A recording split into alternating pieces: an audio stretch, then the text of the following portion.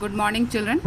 आज हम लोग देखेंगे दीपदान, जिसको लिखा है डॉक्टर रामकुमार वर्मा ने। इनका जन्म 15 सितंबर 1905 को मध्य प्रदेश के सागर जिले में हुआ और इन्होंने विश्वविद्यालय इलाहाबाद से बीए और एमए की परीक्षाएं उत्तीर्ण की। ठीक है, तो इनका लिखा हुआ दीपदान, इसको हम विस्तार से जान लेते हैं। पात्र परिचय। कुंवर उदय सिंह चित्तौड़ के स्वर्गीय महाराणा सांगा का सबसे छोटा पुत्र। पन्ना धायमा है, खींचो जाति की राजपुतानी है, उदय सिंह का संरक्षण करने वाली यानी उनकी रक्षा करने वाली। सोना रावल स्वरूप सिंह की लड़की, कुंवर उदय सिंह के साथ खेलने वाली। चंदन धायमा का पुत्र।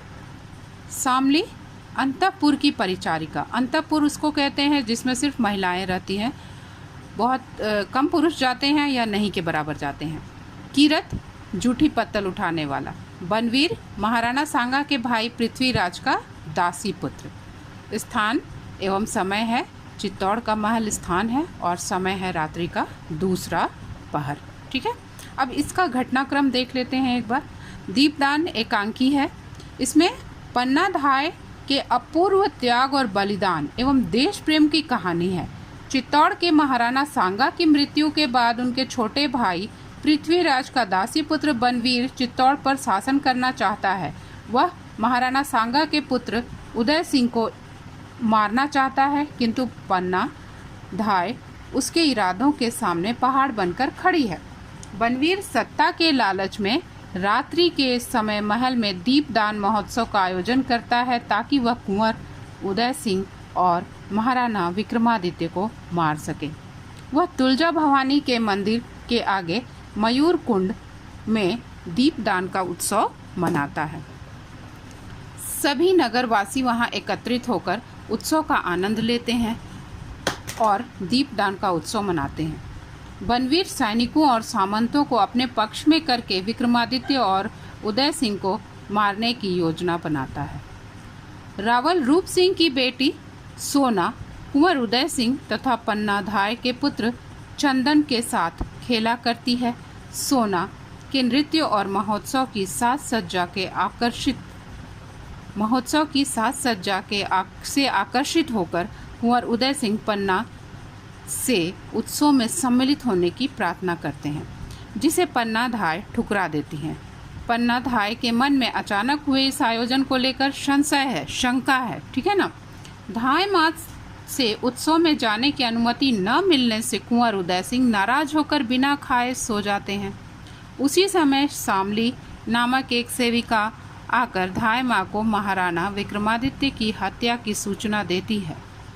वह पन्ना धाय को यह भी बताती है कि कुंवर उदय सिंह के प्राण भी संकट में हैं, क्योंकि बनवीर तलवार लिए सैनिकों सहित महल की ओर ही आ रहे हैं। पन्ना धाय यह सब सुनकर परेशान हो जाती है और देवी तुलजा भवानी से कुंवर उदय सिंह के प्राणों की रक्षा के लिए प्रार्थना करने लगती है। उसी समय कीरत नामक बारी, यानी बारी मीन्स जो जूठी पत्तलें उठाता है, तो ऐसे पुरुषों को ही अंतपुर में जाने की इजाज़त है। और पन्ना को एक उपाय सूझ जाता है उसको देखकर कि कीरत की पत्तलों की टोकरी के साथ वह सोए हुए कुंवर सिंह को छिपाकर उसे पत्तलों से ढक देती है और सुरक्षित महल से बाहर पहुंचा देती है। तो ये कहानी का सारांश था बच्चों, और थोड़ा सा है।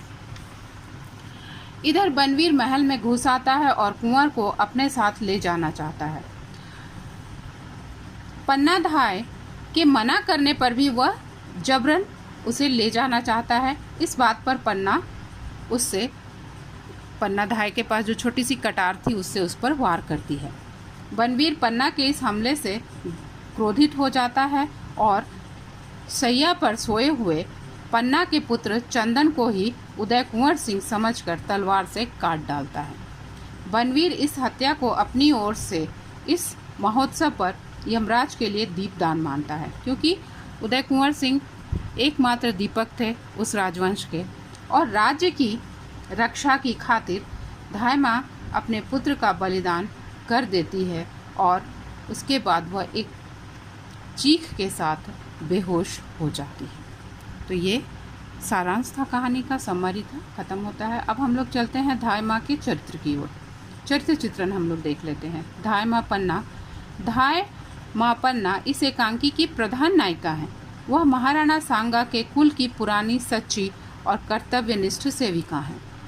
इतनी कर्तव्यनिष्ठ हैं बच्चों कि उन्होंने राज्य की रक्षा के लिए, उसके उत्तराधिकारी की रक्षा के लिए अपने ही पुत्र को मरवा दिया। वह सच्ची राजभक्त एवं सशक्त राजपुतानी है। स्वामी के पुत्र की रक्षा के लिए वह अपने पुत्र चंदन की ही आहुति दे देती है, उससे भी वह हिचकिचाती नहीं है। ममतामयी एवं स्नेहिल है। कुंवर उदय सिंह और अपने पुत्र चंदन में कोई फर्क नहीं समझती हैं, दोनों को ही एक समान रूप से प्यार करती हैं। उनमें आत्मत्याग की भावना है। वह बुद्धिमान और भविष्यदर्शी भी हैं। दीपदान महोत्सव की खबर सुनते ही उन्हें बनवीर के षड्यंत्रों की शंका हो जाती। उन्हें पता चल जाता है कि बनवीर कोई ना कोई षड्यंत्र रचता है। धाय माँ पन्ना ने जो बलिदान दिया है, आज तक ना किसी ने दिया था, ना दिया है और ना ही भविष्य में देगा। ठीक है। दूसरा, बनवीर। बनवीर का चरित्र कैसा है? वह एक महत्वाकांक्षी युवक है। वह चित्तौड़ पर सिर्फ अपना ही राज्य स्थापित करना चाहता है। वो नहीं चाहता कि बड़े होकर कुंवर को राज्य देना पड़े। वह अपनी महत्वाकांक्षा को पूरा करने के लिए किसी भी हद तक जाने को तैयार। वह क्रूर है, कायर है, विलासी है, जिसमें सत्ता संभालने की योग्यता तो बिल्कुल भी नहीं है। वह कपटी तथा षड्यंत्रकारी है, जो धोखे से उदय कुंवर सिंह की हत्या कर शासन करना चाहता है, उनके राजपाट को हथिया लेना चाहता है, जो उसे सिर्फ देख रेख के लिए दी गई है। कूटनीतिज्ञ है। पन्ना को भी जमीन जायदाद का लालच देना चाहता है ताकि वो आसानी से उदय कुंवर सिंह को उसके हवाले कर दें, लेकिन पन्ना ऐसा नहीं करती हैं। अब सोना का चरित्र कैसा है? सोना स्वभाव से चंचल एवं नटखट है। वह वाक्पटु है, किंतु शिष्टाचार एवं नियमों का पालन करना नहीं जानती है, क्योंकि वो बहुत चंचल है। भोली है, सीधी है और धाय माँ के सामने दीपदान उत्सव की खूब बड़ाई करती है। कुशल नृत्यांगना है, बहुत अच्छा नृत्य करती है। बनवीर के प्रलोभन यानी लालच के कारण वह भ्रमित हो जाती है, उसकी लालच में आ जाती है। अब इस कहानी का उद्देश्य क्या है बच्चों? इस कहानी का उद्देश्य है, दीपदान एकांकी देश प्रेम से ओतप्रोत है। पन्ना धाय के माध्यम से त्याग, बलिदान और स्वामी भक्ति की भावना को दिखाया गया है। पन्ना धाय अपनी मातृभूमि मेवाड़ की सुरक्षा के लिए अपने पुत्र चंदन के प्राणों की भी बलि देने से हिचकिचाती नहीं हैं।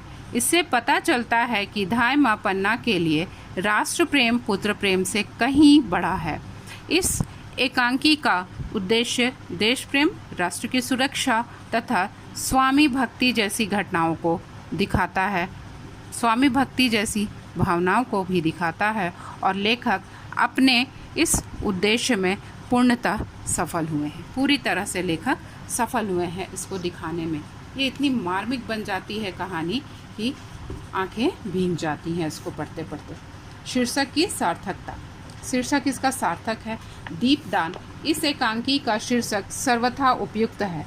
बनवीर चित्तौड़ पर एक छत्र यानी सिर्फ अपना राज्य ही चाहता है, इसलिए तुलजा भवानी के मंदिर में वह बिना समय दीपदान महोत्सव का आयोजन करता है। पन्ना धाय के पुत्र चंदन को उदय सिंह समझकर उसकी हत्या कर यमराज को दीपदान करता है। बनवीर समझता है कि उसने कुंवर उदय सिंह को ही मार दिया, जिससे उसके रास्ते का कांटा हमेशा के लिए हट गया। अब वो हमेशा के लिए राजा बन गया मेवाड़ का। पन्ना धाय एक स्वामी भक्त तथा राष्ट्रप्रेमी महिला है। वह चित्तौड़ के कुल दीपक की रक्षा हेतु अपने कुल के दीपक यानी कि अपने पुत्र चंदन का बलिदान कर देती है। अतः वह अपने कुल के दीपक का दान कर कुंवर उदय सिंह को बचा लेती हैं। इसलिए हम कह सकते हैं कि इस एकांकी का शीर्षक दीपदान उपयुक्त है, सटीक है एवं सार्थक है। ठीक है। अब कुछ कठिन शब्द है। अट्टहास, जोर जोर से हंसना। अत्यंत, बहुत ज़्यादा। अंतःपुर, महल के अंदर का भाग जहाँ स्त्रियाँ रहती हैं। आखेट, शिकार। उत्तराधिकार, वारिस। कंटक, कांटा या बाधा। क्रूर, अत्याचारी। उद्यत, तैयार। चिर निंद्रा, लंबी नींद यानी कभी नहीं उठने वाला, हमेशा के लिए सो जाना यानी मृत्यु। परिचारिका, सेविका। मल्ल कीड़ा, कुश्ती। संरक्षण, रक्षा। थिरकना, नाचना। ईर्ष्या, जलन। नेपथ्य, पर्दे के पीछे से। Thank you children.